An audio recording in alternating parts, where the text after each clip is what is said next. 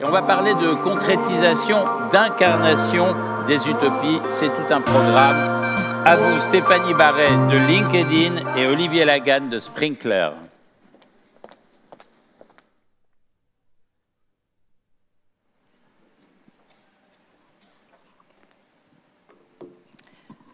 Bonjour à tous, bonjour Olivier. Le thème qui nous réunit aujourd'hui, c'est Luxopia, les utopies concrètes. On peut se demander comment LinkedIn et Sprinklr contribuent à la concrétisation des utopies. Pour commencer, LinkedIn, tu m'en voudras pas Olivier. LinkedIn, c'est un média d'influence innovant pour les marques et les groupes de luxe, qui leur permet de communiquer auprès de leurs différentes audiences en toute transparence et surtout en toute confiance. Sprinklr, arrête-moi si je me trompe, c'est une plateforme de gestion de l'expérience client qui accompagne les maisons de luxe dans l'écoute des conversations et dans la création d'interactions personnalisées pour leurs consommateurs. Et donc LinkedIn, en tant que lieu idéal de création de ces conversations est l'endroit parfait pour procéder à ces écoutes. Donc c'est pour notre complémentarité aujourd'hui qu'on est sur scène, LinkedIn et Sprinklr. Pour en revenir à la définition d'utopie, une utopie c'est, en tout cas pour moi, un monde idéal, un rêve où les maîtres mots seraient le beau, la liberté, la confiance aussi. Et si on applique cette définition à l'univers du luxe, ça devient Luxopia. Et c'est la capacité des maisons de luxe à s'ouvrir au monde et à porter des messages d'inclusion, de responsabilité. Et c'est là où LinkedIn contribue à rendre réelles ces utopies en offrant la possibilité aux maisons de luxe de communiquer auprès de leurs différentes audiences, et ce, en toute confiance. Donc Olivier, je te retourne la question. Comment Sprinklr contribue à la concrétisation de ces utopies?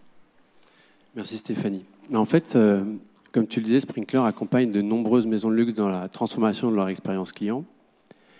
Et ce qu'on observe comme tendance déjà, c'est que les maisons de luxe qui ont longtemps fait le pari du silence ou du monologue sur les réseaux sociaux, restant dans leur tour d'ivoire statutaire, en descendent, prennent le risque d'aller vers plus d'ouverture, plus de transparence, plus de dialogue. Et dans ce contexte-là, Sprinklr en fait les aide à écouter tout ce qui se dit sur elles, donc les maisons, sur leurs produits, sur leurs concurrents, et à alimenter d'insights en temps réel la stratégie produit, la stratégie go-to-market. Sprinklr permet aussi de concevoir et d'amplifier du contenu sur les réseaux sociaux. Et enfin et surtout, tu le disais, c'est d'unifier toutes les interactions sur une même interface. Et toutes les interactions, quel que soit le canal de contact. Et quand je dis quel que soit le canal de contact, donc c'est tous les réseaux sociaux existants, mais également le live chat, les applications de messagerie, et puis plus classiquement le SMS, l'email et même le téléphone. C'est vraiment la création d'expériences unifiées sur ces thématiques qui est importante pour nous. C'est une promesse intéressante. Et est-ce que tu aurais un exemple concret à nous partager pour illustrer justement votre proposition de valeur? Je voudrais vous parler de L'Oréal, encore une fois. Donc, L'Oréal, en 2020, a fait le pari de devenir une entreprise 100% responsive. Ça a été annoncé dans la presse par la Chief Digital Officer Lubomira Rocher à l'époque.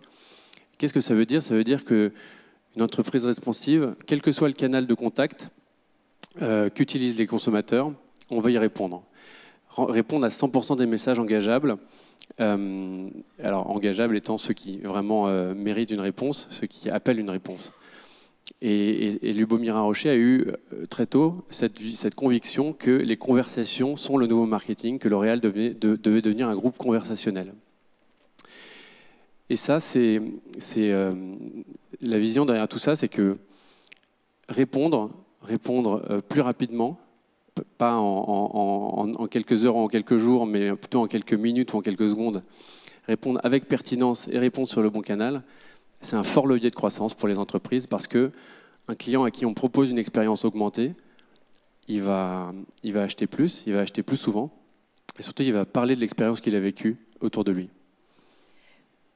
Tu nous parles de ça et en même temps, pour un groupe L'Oréal qui a plus de 35 marques présentes dans le monde entier, comment concrètement vous procédez pour répondre à ces challenges ?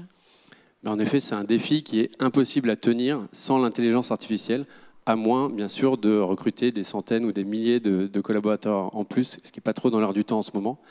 Donc, ce que Sprinklr va apporter à un groupe comme L'Oréal, c'est la capacité à trier au sein de tous les messages reçus, sur tous les canaux. Et là, on parle de dizaines de millions de messages, ceux qui sont engageables versus ceux qui ne le sont pas. Et au sein des messages qui appellent une réponse, c'est ce deuxième niveau de catégorisation automatisée selon l'intention des messages. Par exemple, quelqu'un qui a besoin d'un conseil sur l'application d'un maquillage ou d'une crème, on va l'orienter vers un beauty advisor. Quelqu'un qui a besoin de suivre la livraison de son colis, on va automatiquement le router vers le service client. Quelqu'un qui a envie d'acheter un produit, on va l'orienter vers des équipes de vente où il va être dirigé vers la bonne page du bon site de e-commerce. Et ça, ça montre bien que L'Oréal, en plus de l'utilisation, j'allais dire, plus classique des réseaux sociaux pour amplifier les contenus qui leur sont chers, et ils utilisent pour ça, bien sûr, les fameux influenceurs, L'Oréal devient cette plateforme conversationnelle qui est ouverte au dialogue avec les consommateurs, qui augmente sa surface de contact avec eux, parce que c'est vraiment ça que les consommateurs modernes attendent, c'est ce dialogue. Alors effectivement, tu parles d'influence. L'influence, elle vient des marques, des groupes, elle vient aussi des personnes.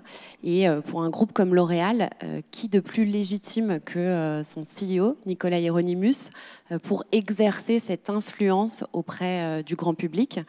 Ce qui est intéressant, c'est que Nicolas Hieronimus, pour commencer, c'est l'une des top voices les plus suivies sur LinkedIn aujourd'hui, et il s'adresse à ces communautés en portant différentes thématiques. D'un point de vue corporate, ça va être les résultats financiers du groupe, les engagements en termes de développement durable. En termes de marque employeur, il va porter évidemment tous les sujets d'inclusion, de diversité. Il va aussi célébrer ses talents au sein des différentes divisions dans le monde entier. Et puis évidemment, le cœur du business sur la partie produit. Nicolas Hieronimus se fait le porte-parole des lancements de l'ensemble des marques du groupe, mais aussi il met en lumière l'innovation qui est véritablement au cœur de la stratégie de développement produit du groupe. Et ce qui est intéressant, c'est que ces sujets sont à la fois portés par le groupe L'Oréal, mais aussi par ses ambassadeurs. On parle de Nicolas Hieronimus en tant que CEO, mais aussi de toutes les personnes qui gravitent autour du groupe et des marques au sein de L'Oréal. Et c'est ce triptyque d'audience, public institutionnel, talent, qui soit actuel ou futur, et évidemment consommateur, que le groupe peut ainsi adresser sur LinkedIn afin de créer ce capital de marque de confiance, cette fameuse brand equity qui est très très chère à l'industrie du luxe. Je sais aussi que c'est un challenge pour vous, chez Sprinklr, de préserver cette brand equity. Comment vous accompagnez les maisons de luxe sur ce sujet ? C'est vrai qu'à l'ère de la transparence accrue induite par les réseaux sociaux, chaque prise de parole est une prise de risque. Chaque publication va être scrutée avec minutie par les consommateurs parce que ces derniers veulent s'assurer que les maisons dont ils achètent les produits sont en accord ou tout du moins ne sont pas en contradiction avec les valeurs qui leur sont chères. Et maintenant, aujourd'hui, la transparence est une de ces valeurs. Elle est une valeur imposée dans l'équation. Donc, pour protéger cette brand equity tout en ayant plus de transparence, ce que Sprinklr va apporter, c'est la capacité à réduire le risque de crise réputationnelle. C'est un de nos cas d'usage. On peut écouter Sprinklr va écouter plus de 350 millions de sources de données publiques en ligne et permettre à une maison d'avoir des alertes dès qu'il y a des niveaux de mention qui sont particulièrement élevés sur des sujets en général ou sur des sujets en particulier. Je prends un exemple. En 2022, Prada, en Corée, a vu deux des ambassadeurs avec qui il travaille, deux influenceurs impliqués dans des scandales de harcèlement sexuel. Donc, dès que les premières mentions de ce sujet sont apparues en ligne, dès les premiers repartages, les bonnes personnes chez Prada en ont été informées, ont pu suivre ça de très près, prendre au plus tôt la décision qui s'imposait, qui était de mettre fin au partenariat. Et c'est évidemment la réactivité et presque la proactivité dans ce genre de situation qui va faire la différence entre une difficulté passagère ou un bad buzz qui peut être vraiment très néfaste pour la marque. Voilà, donc c'était l'exemple de Prada dont je voulais vous parler.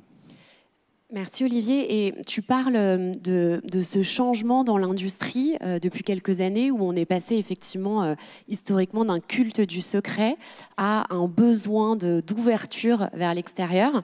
C'est l'une des tendances qu'on observe sur LinkedIn, cette volonté des maisons de luxe de recréer des expériences exceptionnelles pour leurs différentes audiences, que ce soit des expositions, des événements en boutique, que ce soit la visite des ateliers de fabrication, le dévoilement des coulisses de la création, tous ces univers qui font rêver, qui auparavant étaient inaccessibles et qui finalement s'ouvrent vers l'extérieur. Donc c'est une première très forte tendance. Et une seconde tendance qui est évidemment directement liée, c'est aussi ce besoin davantage d'engagement de la part des maisons de luxe. On en a beaucoup parlé depuis ce matin. On le sait, l'intention d'achat pour une maison de luxe augmente et assez significativement, de plus de 35% lorsque la maison est engagée. Et c'est un chiffre qui est encore plus fort auprès des nouvelles générations qui sont de plus en plus exigeantes en termes de développement durable et d'impact sur la société. Comment vous, chez Sprinklr, vous répondez, vous accompagnez les maisons de luxe pour répondre à ces besoins des consommateurs de plus en plus responsables ? En fait, Sprinklr, ça va être une plateforme qui permet d'écouter, d'entendre et surtout de comprendre la voix du consommateur qui a des attentes plus responsables. C'est vraiment l'intelligence artificielle au service de la compréhension à l'échelle de la voix du consommateur. Vraiment la capacité à comprendre au sein de cette voix quels sont les messages qui sont les messages qui résonnent le mieux chez mes consommateurs, quelle est la tonalité que je dois adopter dans mes prises de parole, quel type de contenu il faut que je produise. Tout ça, ça va vraiment permettre aux maisons d'être beaucoup plus ciblées dans les messages, porter les bons messages et surtout d'avoir la capacité à créer des expériences qui soient vraiment symétriques par rapport à ce qu'attend le consommateur aujourd'hui. La personnalisation. Donc pour résumer, l'industrie du luxe, elle est dans une écoute de plus en plus active, dans un dialogue constant avec ses différentes audiences. Et finalement, le challenge de Luxopia, c'est de trouver le juste équilibre entre le mystère et la transparence, entre l'exclusivité et la proximité. Donc c'est un vaste programme. Merci Olivier pour le partage. Merci à tous pour votre écoute et rendez-vous sur LinkedIn pour poursuivre ces conversations. Merci. Merci encore à tous les deux.